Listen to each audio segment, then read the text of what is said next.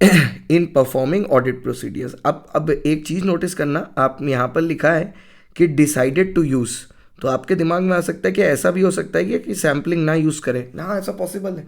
Number of transactions काफ़ी कम है तो ऑडिटर बोलता है हम 100% चेकिंग करेंगे, नहीं यूज़ करेंगे sample.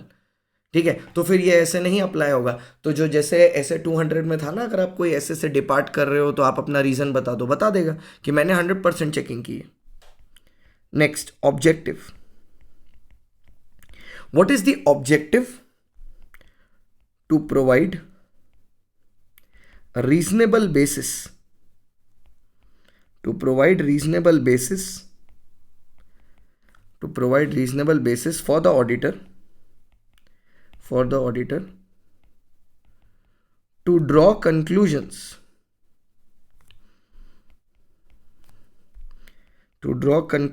about the population, about the population about the population, to provide reasonable basis for the auditor to draw conclusion about the population, जिससे वो भैया कंक्लूड कर सके कि उसके हिसाब से ये सारी चीजें सही है या उसके हिसाब से सारी चीजें गलत है। ठीक है, ऑब्जेक्टिव मिल गया।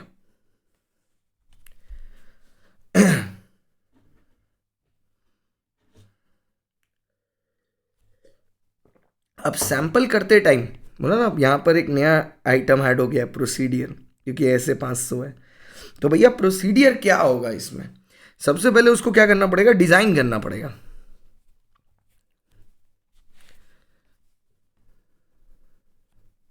तो सबसे पहले होगा designing the sample, design the sample size, designing the sample. अब ये क्या चीज पे डिपेंड करेगा? It depends on the characteristics of the population. अब बेसिकली क्या है कैरेक्टरिस्टिक्स ऑफ पॉपुलेशन? अब अगर पॉपुलेशन एक ही तरीके का है तब तो बड़ा इजी होगा उसमें से एक सैंपल उठा लेना, अगर पॉपुलेशन एक ही तरह का होगा। पर अगर पॉपुलेशन एक तरह का नहीं है तो काफी दिक्कत में है। तो उस केस में क्या करना पड़ेगा? पहले पॉपुलेशन को डिवाइड करना पड़ेगा, ठीक है, इनटू सेक्टर्स। उसके बाद उस सेक्टर डिवीजन में से आपको अप्रोप्रिएट फिगर्स को उठाना पड़ेगा। That is how you form the sample. ठीक है, next point number 2,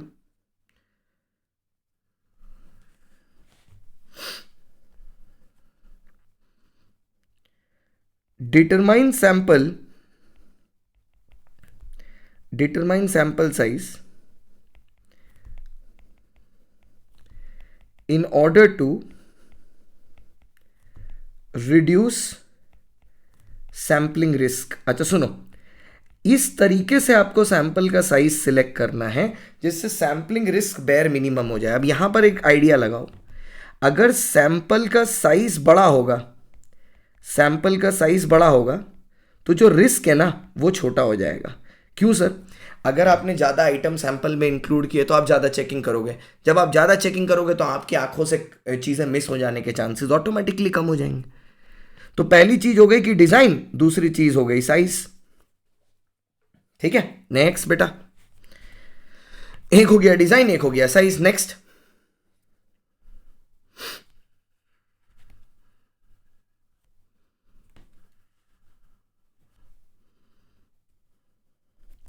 select items for the sample. अब ऑडिटर को ना सैंपल के लिए आइटम्स को सिलेक्ट करना पड़ेगा पॉपुलेशन में से। अब यहां पर ऑडिटर को यह इंश्योर करना है that every item has equal chance of selection, equal chance of selection.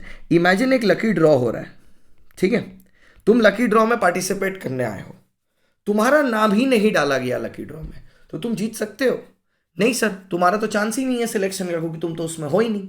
तो ऑडिटर को यह इंश्योर करना है, यह होता है प्रोसीडियर सैंपल बनाने का, DDS। ठीक है, design size select, DSS, DSS, design size select, design size select, DSS, design size select. ठीक है, नेक्स्ट। अब क्या करोगे आप? ऑडिट प्रोसीडियर परफॉर्म करोगे। Performing the audit procedure, performing the audit procedure, performing the audit procedure. अब आप audit procedure perform करोगे। ठीक है, अब यहां पर हर एक आइटम जिसको आपने सैंपल में सिलेक्ट किया, अब बच्चे कभी कभार पता है कंफ्यूज हो जाते हैं, वो सोचते हैं सैंपलिंग एक ऑडिट प्रोसीडियर है। नहीं सर, सैंपलिंग ऑडिट प्रोसीडियर नहीं है।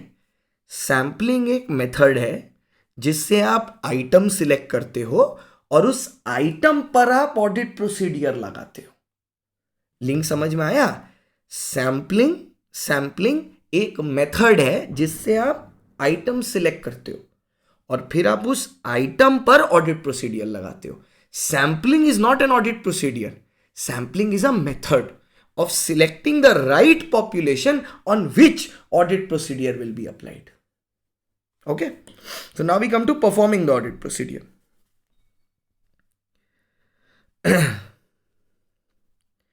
Performing the audit procedure. Implement on each item. Implement on each selected item. Each selected item. Implement on each selected item. अब कभी कभार क्या होगा, कोई एक तरीके का प्रोसीडियर एक आइटम पे नहीं है। अगर इन्वेंट्री है ही नहीं, मतलब सॉरी, अगर सारी की सारी इन्वेंट्री हमने अपने पास ही रखी है, ठीक है, तो एक्सटर्नल कंफर्मेशन वाला प्रोसीडियर काम ही नहीं करेगा उसमें। तो अगर एक पर्टिकुलर सैंपल में एक पर्टिकुलर प्रोसीडियर काम नहीं कर रहा, सैंपल मत चेंज करो, प्रोसीडियर चेंज करो। If a particular AP audit procedure is not suitable for sample, change the sample, change the audit procedure, not the sample. क्योंकि सैंपल की कोई गलती थोड़ी ना है, सैंपल तो ठीक ही आया, आपका प्रोसीडियर उसमें नहीं बैठ रहा। अब नहीं है तुम्हारी इन्वेंट्री किसी और के पास, तो थर्ड पार्टी को क्या एक्सटर्नल कंफर्मेशन करोगे? तुम दूसरा देखो।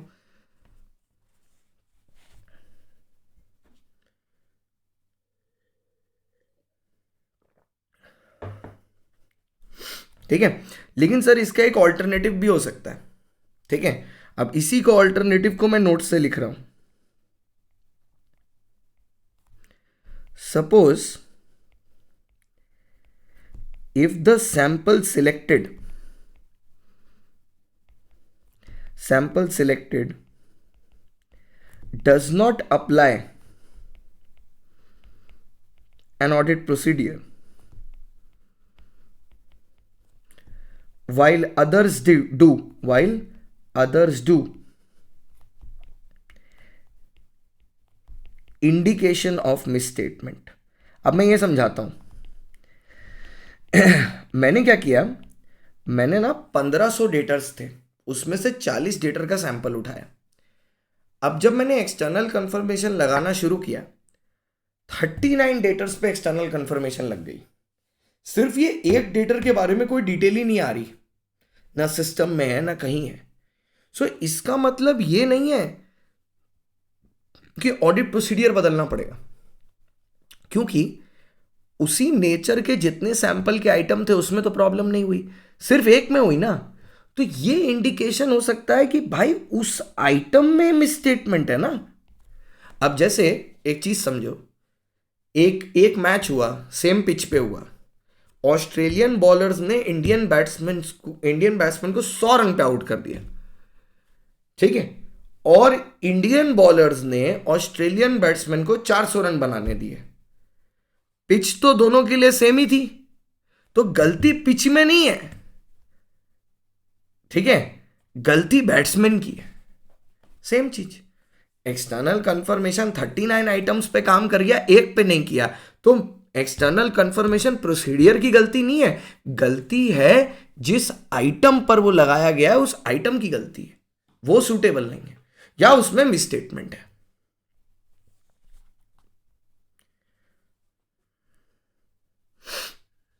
अच्छा, नाउ इंडिकेशन ऑफ मिसस्टेटमेंट है। अब ऑडिटर को क्या करना है? Investigate reasons for deviation. अब ऐसे छोड़ थोड़ी ना सकते हैं। अब वो तुरंत ऑडिटर क्या करेगा? वो रीजन इन्वेस्टिगेट करेगा कि भैया अगर ये गड़बड़ हुई है, ये अलग अलग निकला तो क्यों अलग अलग निकला? What is the reason for deviation? Basically the aim is to identify that whether or not it is an anomaly। Anomaly क्या होता है पता है? जहां पर एक अनयूजुअल सर्कमस्टेंस होता है, ठीक है। जैसे वो 39 पर वो अप्लाई हो गया, एक पे नहीं हुआ, तो इसके दो मीनिंग हो सकते हैं। इसके जैसी और भी हो सकते हैं, जो सैंपल में आए नहीं और गड़बड़ है, वो अगर है तो प्रॉब्लम है। दूसरा ये भी हो सकता है कि ये एक लौता है उस 1500 में से जो सैंपल में आ गया जिसमें गड़बड़ है। That is what an anomaly means. An anomaly means only a single variation, ठीक है, transaction which is not pervasive throughout the financial statement, not pervasive throughout the statements, not pervasive throughout the statement. तो भैया देखो खत्म हो गया ऐसे, throughout the financial statements, ऐसे खत्म हो गया। तो बेसिकली किया क्या मैंने ऑडिट प्रोसीडियर किया, सैंपल सिलेक्ट करने के बाद ऑडिट प्रोसीडियर किया। सैंपल प्रोसीडियर, ऑडिट प्रोसीडियर करके मैंने देखा कि एक ऐसा इंस्टेंस आया जहां पर सैंपल नहीं लगा। अब मेरे को देखना है ये क्या मिस स्टेटमेंट का इंडिकेशन हो सकता है। अगर मैं मानता हूं कि हाँ ये मिस स्टेटमेंट का इंडिकेशन है, तो अब मेरे को ऑल्टरनेटिव प्रोसीडियर करने पड़ेंगे, ठीक है, इन्वेस्टिगेट करना पड़ेगा आखिरकार क्या रीजन है डिविएशन का। क्योंकि मैं अपने दिमाग को यह समझाना चाहता हूं क्या ये डिविएशन थ्रू आउट प्रेजेंट है, क्या ये परवेसिव है, या क्या ये एनोमली है। अगर ये एनोमली है तब तो कोई प्रॉब्लम नहीं है, तब तो हम सेट है। लेकिन अगर ये एनोमली नहीं है, ठीक है, तो भैया फिर हमको इसका इंपैक्ट अपने ऑडिट ओपिनियन में सोचना पड़ेगा। That is entire sampling portion. Sampling done. इसके बाद आता है हमारा 550 which is your related party transaction. तो सबसे बढ़िया 5-5 है दोनों, उससे ही समझ में आ गया दोनों 5055 है, उससे समझ में आ गया रिलेटेड पार्टी ट्रांजैक्शन है। देखो सर बात ऐसी है कि ऐसा नहीं है कि आप रिलेटेड पार्टी ट्रांजैक्शन कर नहीं सकते, आप करो, बिंदास करो, कोई दिक्कत नहीं है। ऐसे की रिक्वायरमेंट क्या है पता है? डिस्क्लोजर। तो ऑडिटर आके ना पहले ही क्लाइंट से पूछ लेगा आपके हिसाब से रिलेटेड पार्टी कौन कौन है, ठीक है, आप बता दो और हमको डिटेल बता दो कि उनके साथ आपने क्या क्या ट्रांजैक्शन किए हैं। क्योंकि ऐसा कहीं पर भी नहीं लिखा है कि आप रिलेटेड पार्टी के साथ ट्रांजैक्शन नहीं कर सकते। ऑडिटर को सिर्फ डिस्क्लोजर से मतलब है और कुछ नहीं, कि आपने उसको डिस्क्लोज किया है कि नहीं किया, ठीक है। आपने अगर डिस्क्लोज किया कोई बात नहीं, अच्छी बात है, करो रिलेटेड पार्टी ट्रांजैक्शन। अब वो चेक करेगा, ठीक है। अब अगर कहीं पर चेक करते करते करते करते करते करते उसको कुछ मिल गया, ऐसे मिल तो सकता ही है ना, खोया हुआ चीज कहीं पर भी मिल जाता है। अब मान लो उसको कुछ मिल गया, ठीक है, रिलेटेड पार्टी ट्रांजैक्शन में उसको एक नई रिलेटेड पार्टी मिल गई जिसको आपने डिस्क्लोज ही नहीं किया था बुक्स में। अब वो आपसे पूछेगा, देखो इसका ये भी हो सकता है कि जेन्युइनली आपसे छूट गई हो, आप चोर थोड़ी ना है। मान लो कि वो आपके हिसाब से वो रिलेटेड पार्टी नहीं थी, वो एक्चुअल में मिस हो गया। क्योंकि रिलेटेड पार्टी का जो डेफिनेशन है ना वो एक्चुअली में बड़ा कॉम्प्लेक्स है। ये बोलता है कौन होता है रिलेटेड पार्टी, वो बोलता है related party as defined in FRF. As defined in FRF मतलब कंपनी को जो एफआरएफ या एंटिटी को जो एफआरएफ लगता है उसमें एंटिटी के हिसाब से जो भी रिलेटेड पार्टी है वो रिलेटेड पार्टी है। और दूसरा क्या बताता है, बोलता है आपकी अगर कोई होल्डिंग है, ठीक है, मतलब आपकी होल्डिंग, आप किसी की सब्सिडरी हो, ठीक है, तो ये सब्सिडरी और होल्डिंग रिलेटेड है। साथ ही साथ बोलता है अगर आप सब्सिडरी, आप होल्डिंग हो, और आपकी कोई सब्सिडरी है, आप होल्डिंग हो और आपकी कोई सब्सिडरी है, या तो ऐसा समझ लो, तीसरा वाला तो गजब ही है कि आप एक कंपनी हो एक्स लिमिटेड, इधर एक कंपनी है वाई लिमिटेड, और ये दोनों की कॉमन कंट्रोल है, मतलब जो मैनेजमेंट है वो कॉमन है, तो भी आप लोग दोनों रिलेटेड पार्टी हो। अब कभी कभार होता है यार कि इतना कॉम्प्लेक्सिटी नहीं समझ पाता है आदमी कि ये लोग रिलेटेड पार्टी हैं या नहीं है, तो ऑडिटर को इससे भी प्रॉब्लम नहीं है, उसने आइडेंटिफाई कर लिया रिलेटेड पार्टी जो आपके हिसाब से नहीं थी। अब बात ऐसी है, प्रॉब्लम इस चीज से है कि आपने डिस्क्लोजर पहले तो दिया नहीं और आप अभी भी ये मान नहीं रहे हो कि वो रिलेटेड पार्टी है, तब प्रॉब्लम है। आओ sir, let's see the scope of the essay.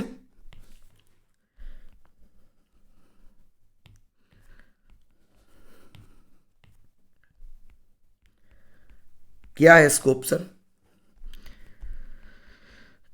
This essay deals with auditor's responsibility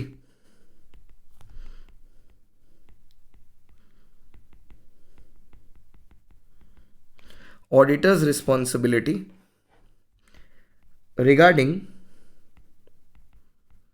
related party transaction.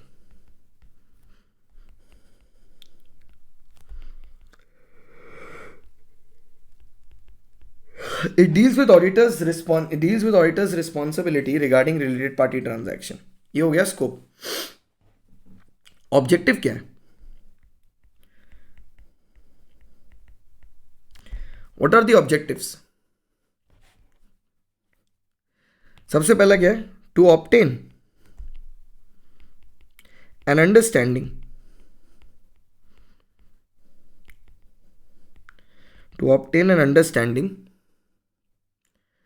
of related party transaction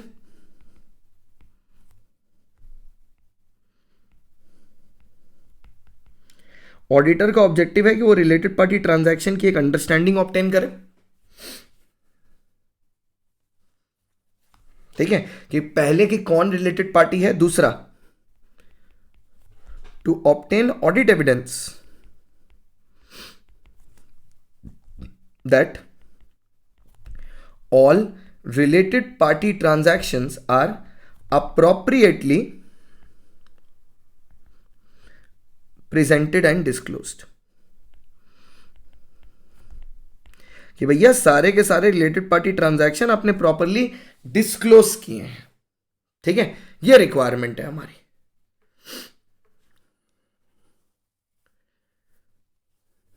ठीक है, ये रिक्वायरमेंट है हमारी।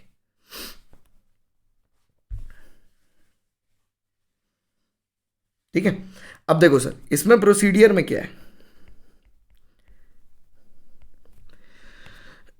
ऑडिटर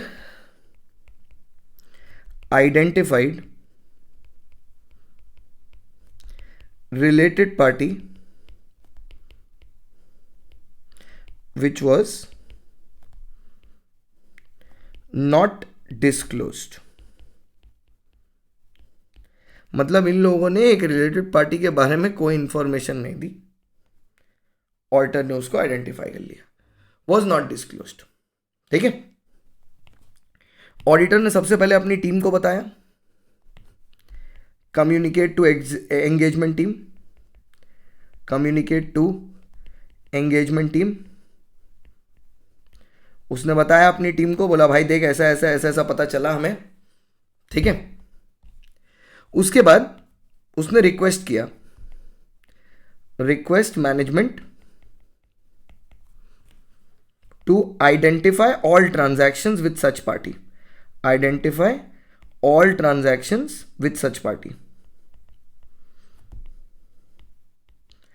मतलब इसने एक रिलेटेड पार्टी खोजी जिसके बारे में इन्होंने बताया नहीं था मैनेजमेंट ने। ऐसे 315 में जब इंटरैक्शन होता है ना, उस टाइम पर इन्होंने बताया नहीं, तो अब ये बोल रहा है कि भाई एक काम करो, तुम दिखाओ, अब तुम सारे उसके जितने ट्रांजैक्शन है वो दिखाओ। अब ऑल ट्रांजैक्शंस मिल गए, अब ये ऑल ट्रांजैक्शंस पे करेंगे सबटेंटिव प्रोसीडियर, क्योंकि हमको चेक करना है ना भाई। तो अब हम इन ट्रांजैक्शंस के ऊपर करेंगे आईसीआई ऑब्जर्व एक्सटर्नल रीपरफॉर्मेंस। ठीक है, ठीक है। लेकिन सर यहां पर एक चीज याद रखना कि इफ नॉन डिस्क्लोजर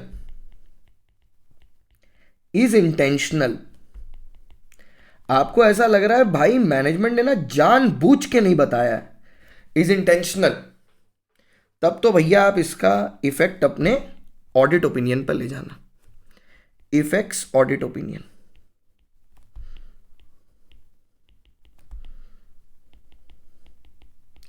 तब तो आपका ऑडिट ओपिनियन इफेक्ट होगा, होना ही पड़ेगा, कोई ऑप्शन नहीं।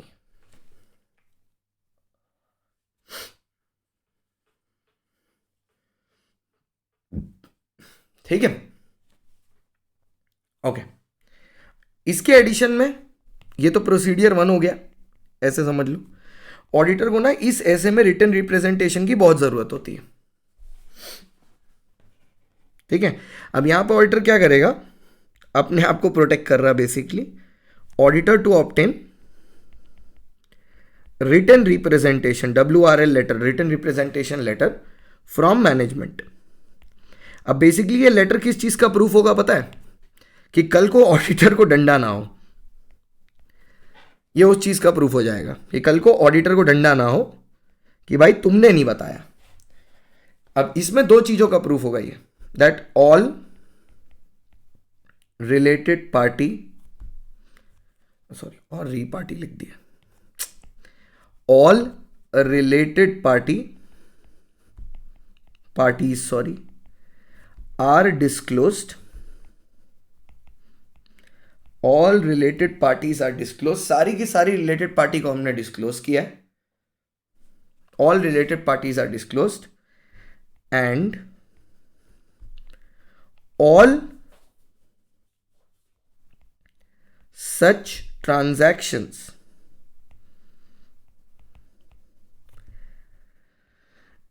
have been properly accounted for,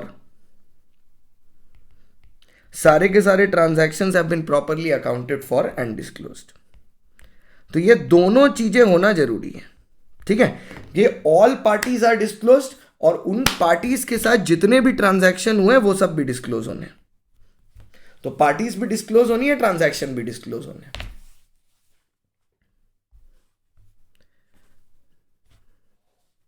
ठीक है, अब इसमें ऑडिटर को एक और काम करना है, ये तो ऐसे 230 से ही 260 से ही आ रहा है, auditor to communicate significant matters to TCWG, significant matters to TCWG।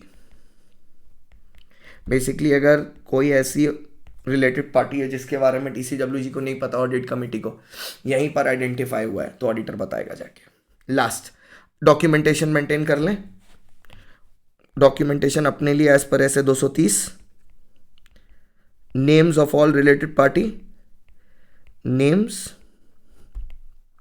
Of all related party identified, effect of unidentified related parties, related party transaction, कि कुछ ऐसा है ऑडिटर को लग रहा है कि 1-2 ट्रांजैक्शन और हुए होंगे जिनके बारे में मैनेजमेंट खुल के बता नहीं रही, तो भैया उसने लिख दिया यहाँ पर, मैंने तो अपने डॉक्यूमेंट्स में लिख दिया, मैं अपने आप को सेव कर लूँ भाई, बाकी दुनिया जाए भाड़ में।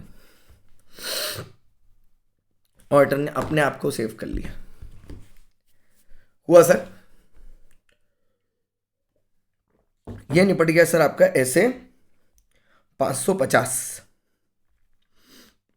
550।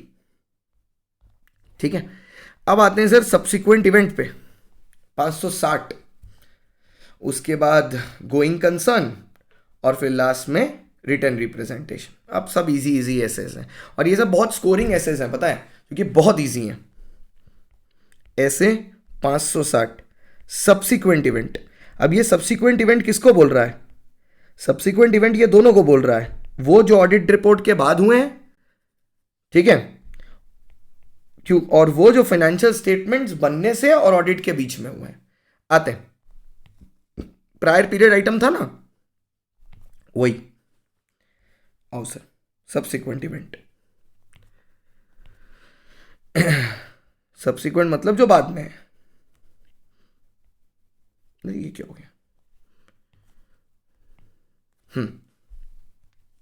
आओ सर, देखें तो सबसे पहले स्कोप ऑफ दी ऐसे, स्कोप क्या है? दिस ऐसे deals with auditors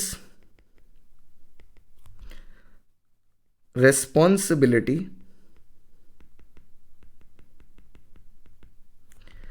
related to subsequent events, related to subsequent event। अब आया ऑब्जेक्टिव क्या है?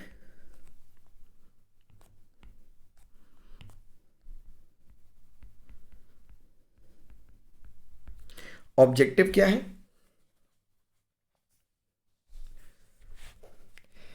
Sufficient and appropriate audit evidence लाना है, sufficient and appropriate audit evidence लाना है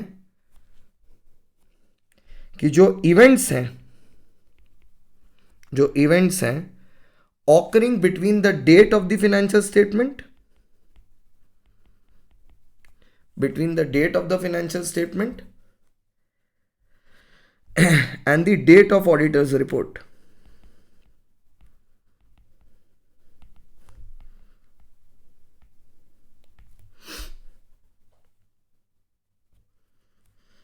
date of the financial statement and the date of auditor's report, इसके बीच के जो ट्रांजैक्शन है ये प्रॉपरली डिस्क्लोज्ड होने चाहिए।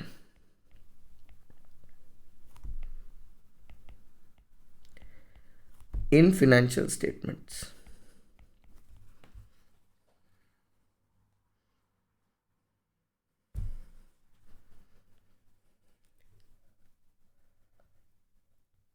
और वो भी हर ट्रांजैक्शन नहीं, वो जो एडजस्टमेंट रिक्वायर करता है, तो ऑडिटर को बस उसके लिए सफिशिएंट अप्रोप्रिएट एविडेंस ऑब्टेन करना है। और साथ ही साथ, और एक तो ये पर्पस हो गया, और दूसरा, अब कभी कभार क्या होता है, ऑडिट रिपोर्ट बन जाती है, उसके बाद जाके कोई बात पता चलती है, तो उसके बारे में भी ऑडिटर की रिस्पॉन्स यहीं पर आएगा। Respond appropriately, respond appropriately to facts become known to the auditor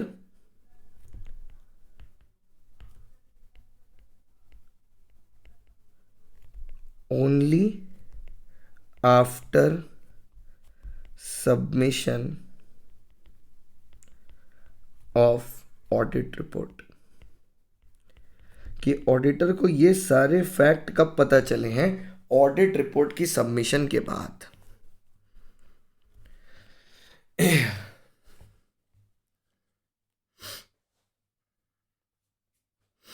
ठीक है।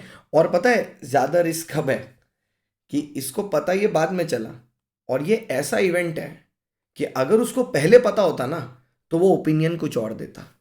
जैसे आपकी जिंदगी में भी कभी कभार होता होगा, आपको लगता होगा कि यार काश उस समय मेरे को ये बात पहले पता होती कि ये होने वाला है तो मैं ये नहीं ये करता। ठीक है, होता है ना, होता ही है, अरे सबके साथ होता है। तो वही चीज के बारे में यहां पर बात हो रही है। इसको थोड़ा सा नाम ए दे दो, पहला वाला, और इसको थोड़ा बी दे दो, क्योंकि अब डिस्कशन ऐसे ही होगा। पहले ए के बारे में बात करेंगे कि काश अगर उस दिन पता होता कि क्या गलती हो रही है तो शायद नहीं करता, बस वही वाली बात है। तो पहले इवेंट्स के बारे में बात करेंगे। ठीक है, तो सबसे पहले ऑडिटर क्या करेगा? ऑडिट प्रोसीडियर करेगा to ensure all events are identified. तो सबसे पहले वो ऑडिट प्रोसीडियर करेगा ये देखने के लिए कि सारे के सारे इवेंट्स जो डेट ऑफ फाइनेंशियल स्टेटमेंट और डेट ऑफ ऑडिट रिपोर्ट के बीच में उनको आइडेंटिफाई किया गया है।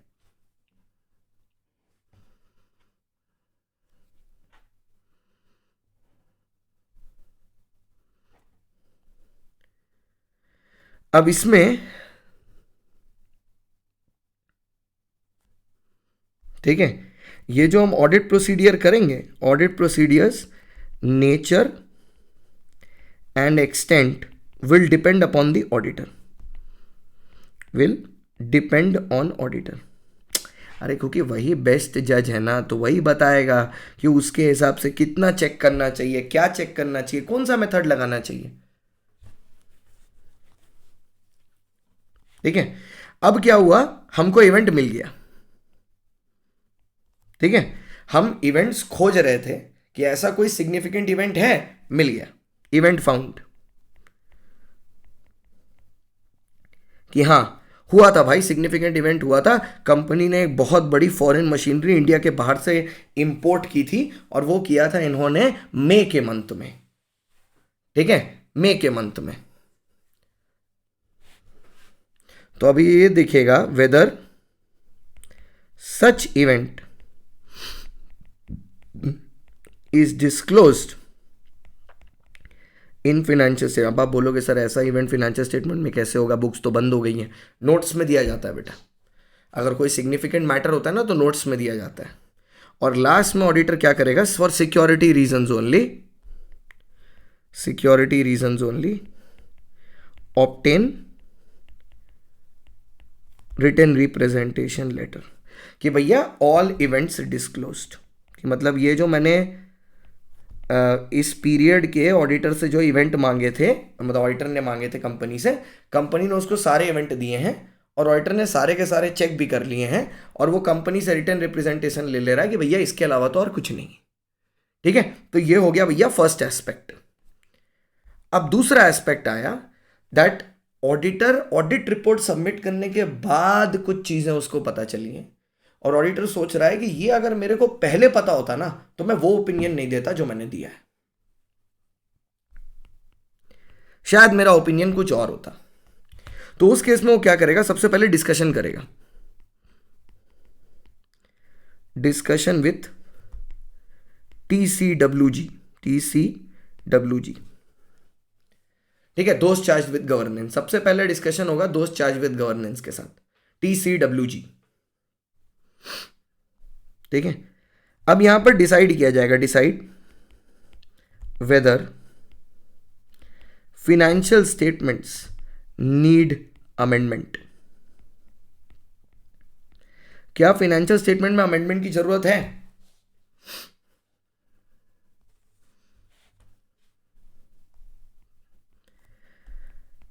Inquire how will management show this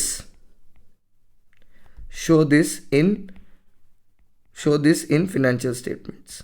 अब वो मैनेजमेंट से पूछेगा, बोलेगा देखो यार ये मेरे हिसाब से सिग्निफिकेंट है, तो तुमको क्या लगता है कि क्या करोगे तुम, मतलब अमेंड करोगे फाइनेंशियल स्टेटमेंट या नहीं। अब यहां से बेटा दो बातें हो सकती हैं। क्या दो बातें सर? यहां से बेटा दो बातें हो सकती हैं, वही दो बातें, या तो मैनेजमेंट मान जाएगा, for management agrees for disclosure and adjustment,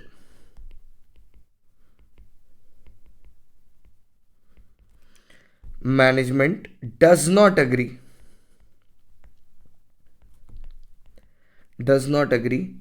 for disclosure and adjustment।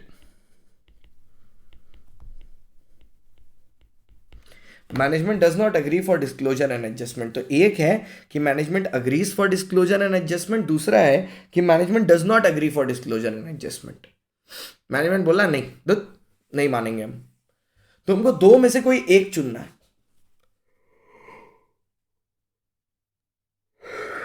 अब अगर मान लो मैनेजमेंट मान गई तो दो बातें हो सकती हैं, यहां से दो ऑप्शन अवेलेबल है मेरे पास अगर मैनेजमेंट मान गई तो।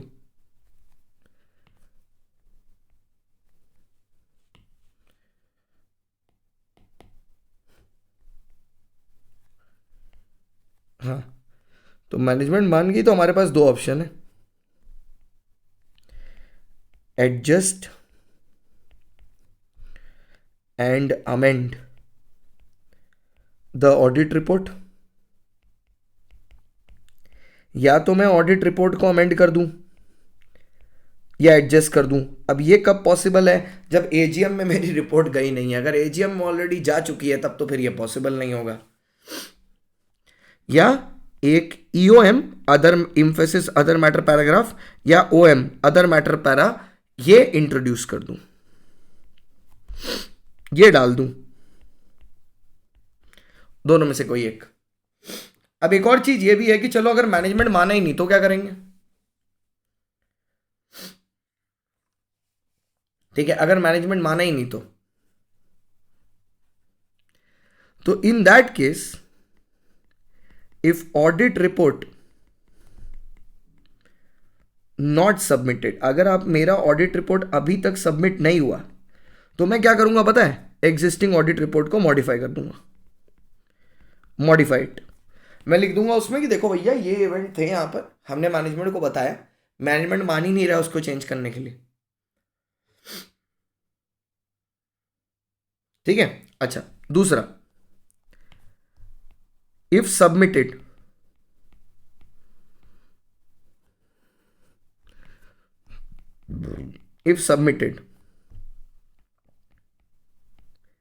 टीसीडब्ल्यूजी को इन्फॉर्म करो not to pass on to third party. मतलब देखो सर, बाहर मत पास ऑन करो, क्योंकि अगर आपने कर दिया तो मैं तो लायबल हो जाऊंगा। ठीक है, और अगर ऐसा हुआ and the auditor shall take, मैं ही फंसूंगा बाद में, auditor shall take proper steps to ensure no reliance। तो ऑडिटर को क्या करना चाहिए, एक पब्लिक नोटिस दे दो, वही जैसे एक्सपर्ट का था ना प्रोस्पेक्टस में, वैसा ही है थोड़ा थोड़ा, ये एक पब्लिक नोटिस दे दो कि भाई सुनो, कोई इसके ऊपर भरोसा मत करना, मैंने मैनेजमेंट को बोला था कि ये गड़बड़ हुई है, मैनेजमेंट ने बोला ठीक नहीं करेगा, और हम उसके पहले ही ऑडिट रिपोर्ट दे चुके थे, तो सर प्लीज मेरी बात मानो और इसमें मत लगाना पैसा, ये गलत इंफॉर्मेशन दे रहे हैं। ऐसा करके वो बता देगा। आओ सर, अच्छा अब अगर आप देखो तो हमने ये ऐसे भी खत्म कर दिया। अब विद दिस वी कंप्लीट 560। अब आती है बात 570 की, going concern. Sir going concern देखो, कंपनी को आपने AS1 में भी पढ़ा है ना शायद, कंपनी अपने financial statement going concern basis पर ही बनाती है। अगर company going concern basis follow कर रही है तो कंपनी को अलग से कोई डिस्क्लोजर देने की जरूरत नहीं है कि भैया हम गोइंग कंसर्न फॉरवर्ड कर रहे हैं। AS1 बोलता है only when the going concern assumption is not being followed, तब कंपनी को अलग से बताना पड़ता है।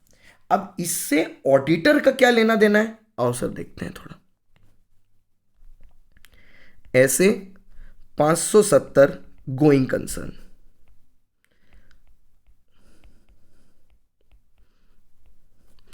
Going concern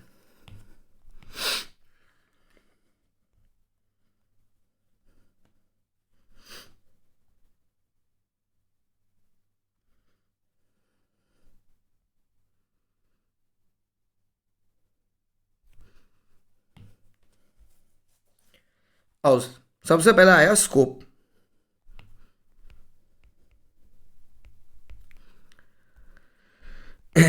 This essay deals with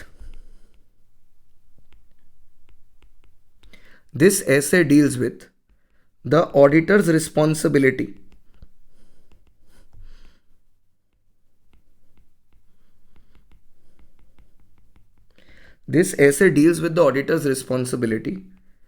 in the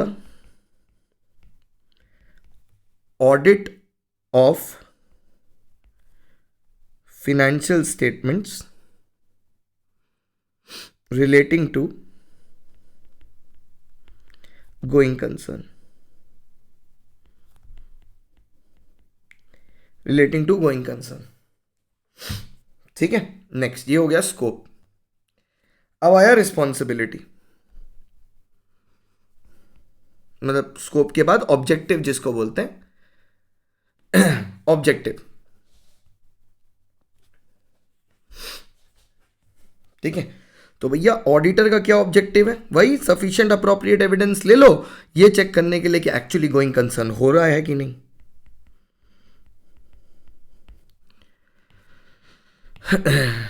obtain sufficient and appropriate audit evidence to ensure going concern basis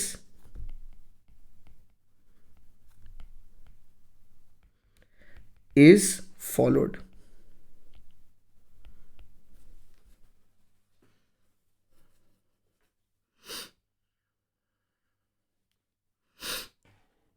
और report on material uncertainties identified. अभी जैसे मैं इस वीडियो के पहले एक डॉक्यूमेंट्री देख रहा था, वो शार्क टैंक अगर आप देखते हो तो बहुत पहले एक जुगाड़ू रमेश आया था ना, जो जिसको पीयूष बंसल ने, जिसके एग्रीकल्चर वेंचर में इन्वेस्टमेंट की थी। तो अब बात ऐसी है कि प्रोडक्ट सब बहुत अच्छा है, लेकिन वो मार्केट ही नहीं है अभी इंडिया में कि जिस प्राइस पॉइंट पर उसको खरीदा जा सके, उस प्रोडक्ट को, पेस्टिसाइड स्प्रेयर को। तो वहां पर ना मटीरियल अनसर्टिनिटी है। तो ऐसी कंपनी का अगर मैं ऑडिट कर रहा हूं ना, तो मैं यही बोलूंगा कि इसके चांसेस ऑफ कंटिन्यूएशन काफी अनस्टेबल है।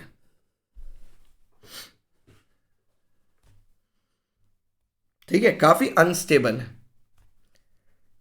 ठीक है, तो सबसे पहले देखते हैं रिस्पॉन्सिबिलिटी किसकी क्या है। ठीक है, तो एक टॉपिक आया रेस्पॉन्सिबिलिटी, किसकी क्या रिस्पॉन्सिबिलिटी है इस ऐसे से रिलेटेड। रेस्पॉन्सिबिलिटीज, दो लोग सामने खड़े हैं और हम दोनों को कंपेयर करेंगे।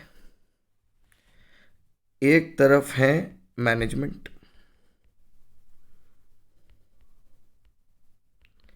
और दूसरी तरफ है ऑडिटर।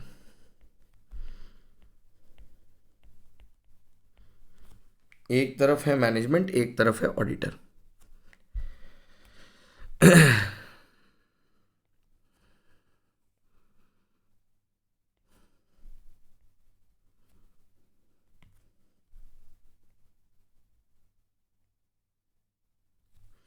एक तरफ है मैनेजमेंट, एक तरफ है ऑडिटर। ठीक है, तो पहला बात क्या बोल रहा है? To make specific assessment, to make specific assessment of entity's ability to continue as a going concern।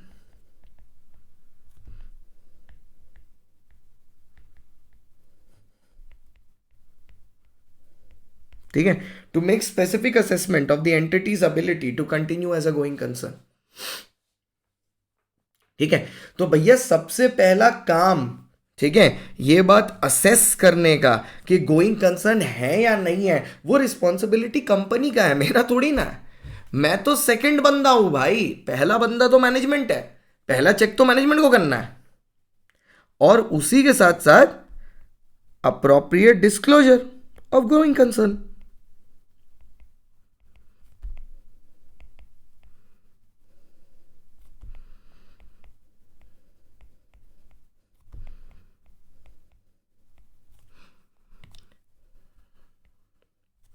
Appropriate disclosure of going concern. Now there are certain responsibilities of auditor as well.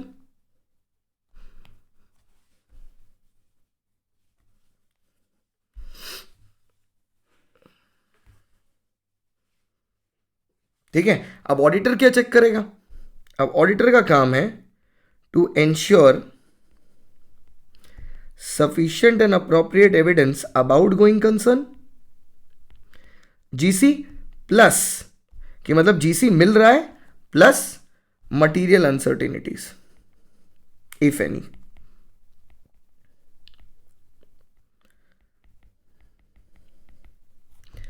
क्या कोई material uncertainty है? होने को हो भी सकती है, नहीं होने को नहीं भी हो सकती।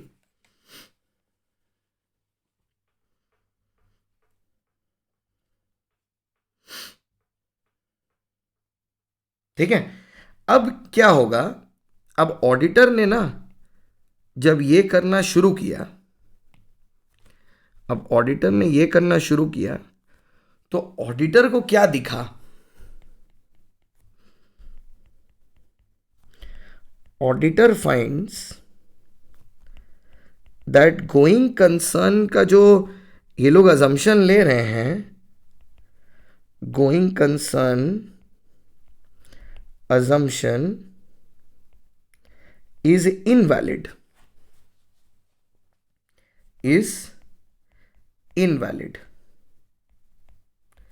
going concern assumption is invalid।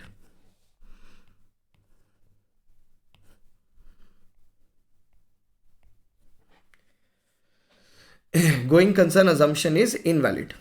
ठीक है, तो उस केस में ऑडिटर को क्या करना है? Auditor to express adverse opinion,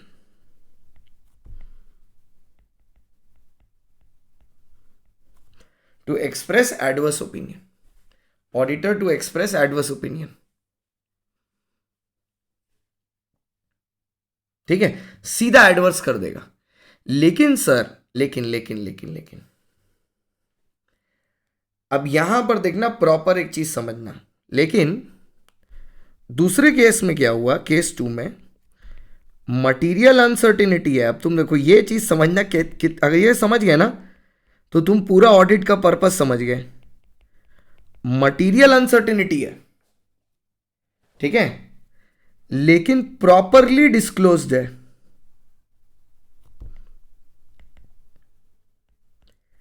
auditor पता है क्या ओपिनियन देता है? Unmodified auditor opinion.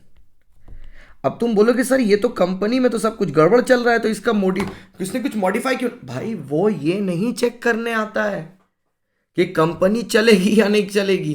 वो इसलिए नहीं आता है, वो इसलिए आता है, वो ये चेक करने के लिए आता है, ठीक है, कि भैया जो भी सिचुएशन है वो सही से कंपनी के जो इन्वेस्टर्स हैं उन तक पता चले।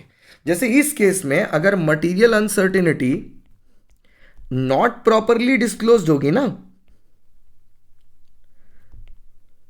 नॉट प्रॉपरली डिस्क्लोज्ड होगी, तो वो पता क्या बोलेगा? यहां पर एडवर्स ओपिनियन देगा। अरे सर उसका ओपिनियन इस चीज पर नहीं है कि कंपनी की परफॉर्मेंस कैसी है, उसका ओपिनियन इस चीज पर है कि कंपनी की जो परफॉर्मेंस है वो प्रॉपरली डिस्क्लोज्ड है कि नहीं, इस पर है। That is what you need to understand. कभी कभी हम लोग इमोशनल हो जाते हैं, हमें लगता है, हम भूल जाते हैं कि हमारा प्राइमरी पर्पस क्या है। हमारा प्राइमरी पर्पस ऑडिटर का ओपिनियन देना है on disclosure made by the company. ये नहीं कि कंपनी की परफॉर्मेंस पर ज्ञान देना है बैठ के, वो हमारा काम नहीं है। चलो ये भी खत्म। 500 की सबसे बड़ी भयंकर सीरीज का आखिरी ऐसे, हाँ थक गया। 580 रिटन रिप्रेजेंटेशन। देखो सर, रिटन रिप्रेजेंटेशन का मतलब होता है कि ऑडिटर मैनेजमेंट से लिखित में ले रहा है कुछ बातें, ठीक है। अब एक चीज याद रखना, written representation is an additional evidence. ऐसा नहीं है कि written representation is an excuse for not performing audit procedure. वरना तो अगर ऐसा हम कर दें तब तो फिर हर बंदा क्या करेगा, हर ऑडिटर क्या करेगा, कंपनी में जाएगा, मैनेजमेंट को सीधा बोलेगा आप लिख के दे दो, रिटन रिप्रेजेंटेशन दे दो, और लेके चुपचाप घर आ जाएगा, बोलेगा मेरा ऑडिट का काम खत्म। तब तो फिर ऑडिट 10-10 मिनट में होने लगेगा भाई। मैनेजमेंट के पास जाएंगे, मैनेजमेंट से रिटर्न रिप्रेजेंटेशन लेंगे, मैनेजमेंट को बोलेंगे भाई अब तुम्हारे हिसाब से क्या सही है, तुम्हारे हिसाब से क्या गलत है, बता दो, बस चलो घर चलो। तो ये तो फिर ऑडिट नहीं होगा, ये तो हो जाएगा टाइम पास। टाइम पास थोड़ी ना करना है, ऑडिट करना है।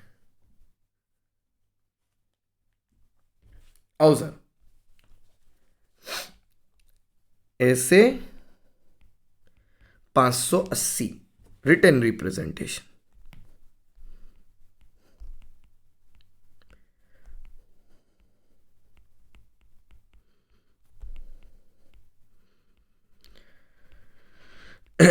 रिटर्न रिप्रेजेंटेशंस,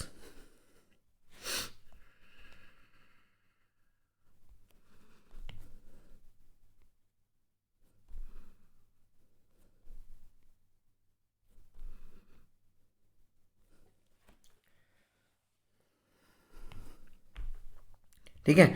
अब आया सर स्कोप। स्कोप क्या है? दिस ऐसे deals with auditors responsibility.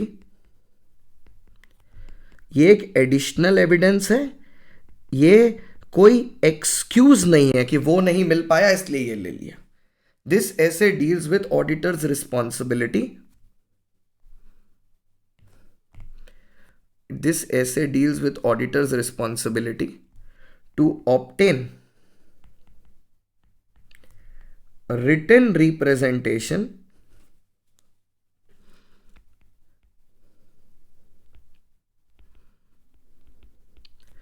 from the management. Written representation from the management and from those charged with governance, TCWG, and from those charged with governance, TCWG.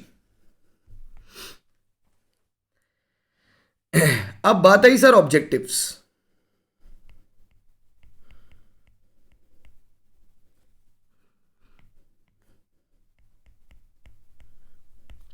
अब बात आई objectives की। Next,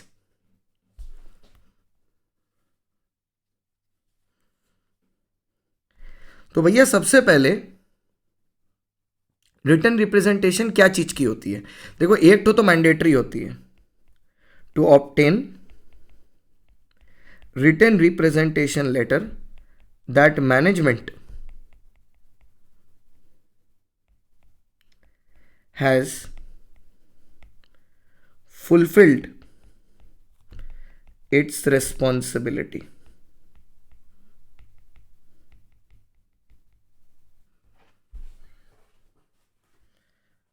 To obtain written representation letter that management has fulfilled its responsibility.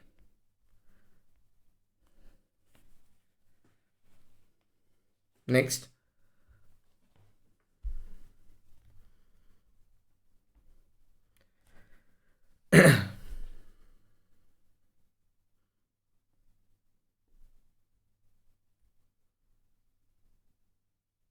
next, to support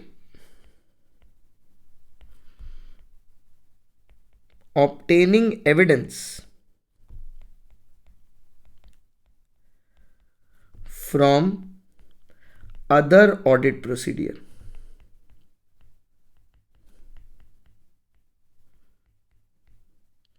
From other audit procedure.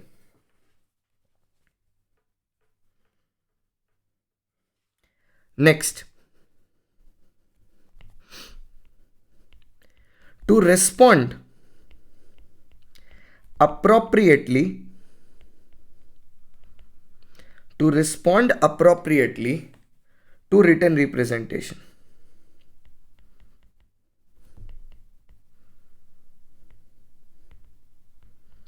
To respond appropriately to written representation provided by management. अब देखो sir, 3 चीजें बोली मैंने। क्या बोला मैंने पहले? कि भैया हमको रिटर्न रिप्रेजेंटेशन चाहिए कि मैनेजमेंट ने अपनी रिस्पॉन्सिबिलिटी पूरी की है, क्या? फाइनेंशियल स्टेटमेंट बनाने की। अब जो रिटन रिप्रेजेंटेशन है वो मेन ऑडिट प्रोसीडियर को सपोर्ट करती है, सब्स्टिट्यूट नहीं है। नेक्स्ट, मेरे को रिटन रिप्रेजेंटेशन को अप्रोप्रिएटली ट्रीट करना है, ठीक है। इट डज नॉट प्रोवाइड, एक चीज याद रखना भाई, क्योंकि ये मैनेजमेंट की तरफ से आ रही है, तो note, since coming from management, since coming from management,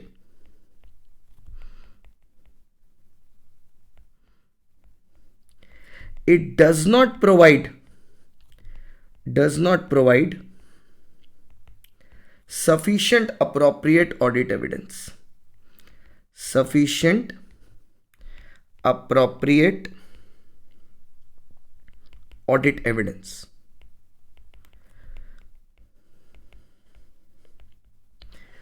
Since it does not provide sufficient appropriate audit evidence, क्यों? क्योंकि ये मैनेजमेंट से आ रही है, ठीक है, क्योंकि ये मैनेजमेंट से आ रही है, ठीक है। Since it's coming from the management, it does not provide sufficient appropriate audit evidence, बिल्कुल नहीं देता ये। नेक्स्ट,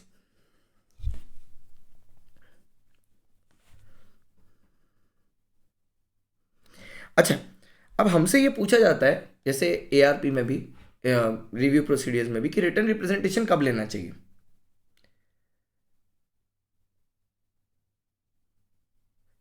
ऑडिट रिपोर्ट बनने से पहले, ऑडिट स्टार्ट होने से पहले, ऑडिट खत्म होने के बाद, किस समय लेनी चाहिए। So the best point where you should obtain written representation, जो सबसे प्रैक्टिकल है, कि ऑडिट रिपोर्ट बनने से सबसे करीब में, क्योंकि क्या होगा उस टाइम ये एक एडिशनल एविडेंस की तरह काम आएगा, ठीक है। So the written representation letter should be as close to the audit as possible, audit report as possible।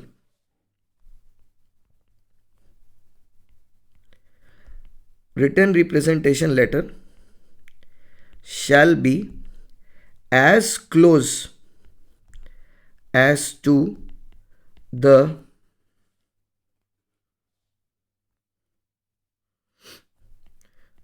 audit report as possible, as close to the audit report as possible, ठीक है, as close to the audit report as possible। Next, अब इसमें आता है sir important points to be covered, considered. अब इसमें दो चीजें याद रखना सर, हमने WRL तो ले लिया, लेकिन WRL की रिलायबिलिटी पर हमको भरोसा नहीं है, ठीक है। मतलब ऑडिटर को क्या है, auditor has doubts over reliability of written representation letter. ये तब होगा ऑडिटर के साथ जब मैनेजमेंट ही लीचड़ है। ऑडिटर बोला मैनेजमेंट ही लीचड़ है, क्या भरोसा करें इनके ऊपर, ठीक है। तो ऐसे केस में ऑडिटर क्या करेगा, auditor to perform audit procedures,